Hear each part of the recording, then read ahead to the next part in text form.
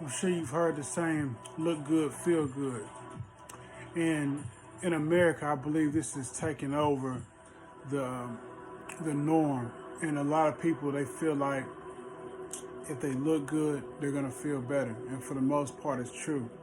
But this is actually a huge lack in spiritual growth, a huge lack in spiritual strength and contentment. We should be able to feel good without looking good. This is part of what happens when you become obsessed with things and when you start to love money. And this is one of the most damaging things that can happen to you, is to fall in love with money or fall in love with things.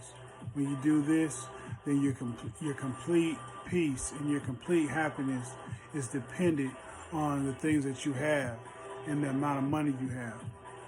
This has also permeated the church. And in the church now, we start to think that, the people that have more are the people that are more godly, or the people that have more favor with God.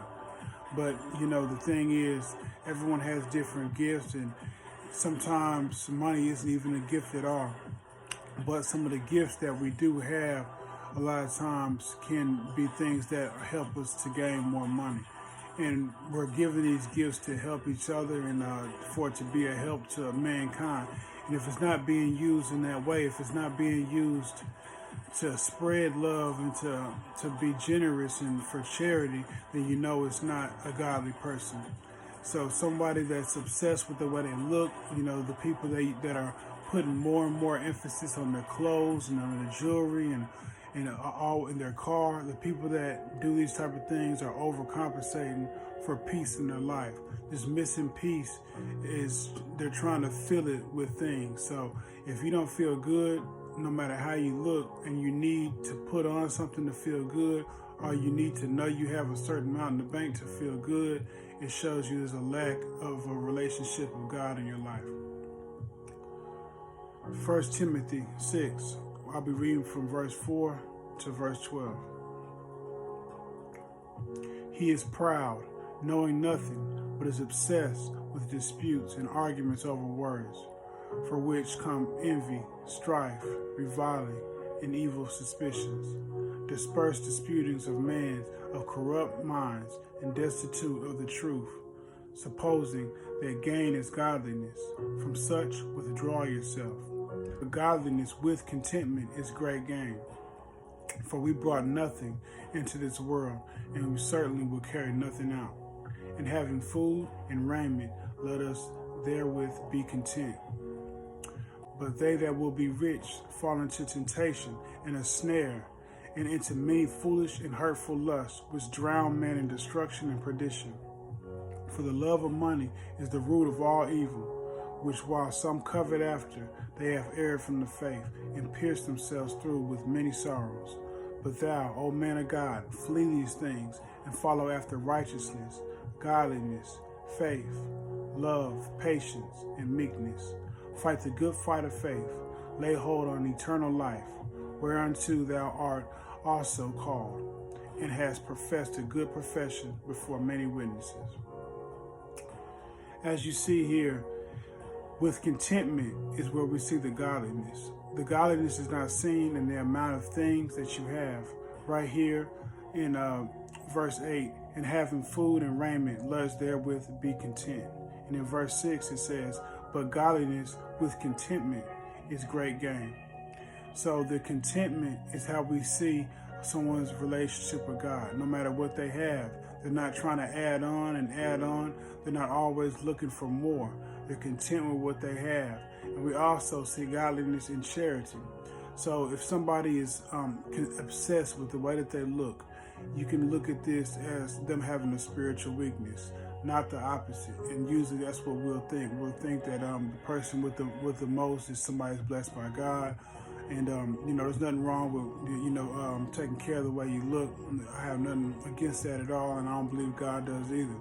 But there comes to a point to where a lot of people need this, and this is their main selling point. They're always trying to show off what they have. They're talking about what they have, and there's just the over pamperedness, especially in men. You know, you see men that are just obsessed with jewelry and fragrances and different kinds of clothes, and you can tell they spend so much money on it, and it's just you just got to kind of wonder, like, how many people could you have helped, you know, or you know, how many you know, people could you have fed, or how much could you have given to the, you know, advancing the kingdom. There's so much we can do with this money that we spend on such expensive clothes, you know, and the Bible is definitely against this, you know, spending on such you know, the most expensive stuff, and people that spend money on that, it's a selfish thing to do. Now, as I say, a lot of people will get to a point where they start thinking that the people that have these things are more godly, but it's all about just different gifts that God has blessed different people with, and some people use it for good. Some people use it to give to others. Some people use it to advance the kingdom and use it for the gospel, and just use it on things that are really needed instead of things that are so external. And we see right here, 1 Corinthians 4:7, for who makes you differ from another? And what do you have that you did not receive? Now, if you did indeed receive it, why do you boast as if you had not received it? And it's such a good question, you know, when you really just go to the root of where anything comes from. Whether it's your job, you receive that. Whether it's even your energy that you get in the morning to go out and work, that's received to you. There's people that don't have that. There's people that want the energy and just simply don't have it from depression. Everything that we have is a gift. Whether it's your ability to retain knowledge and learn, that is also a gift. Whether it's your ability to speak and get along with people, your personality, all these things are gifts from God. These are not things that you and yourself made. Everything that we have are gifts. So the more we understand this, the more we will humble ourselves and understand that these gifts are given to us to help others. And if we're not using them in that way, then we're becoming selfish. You know, the love of money is the root of all evil, and it's what corrupts people.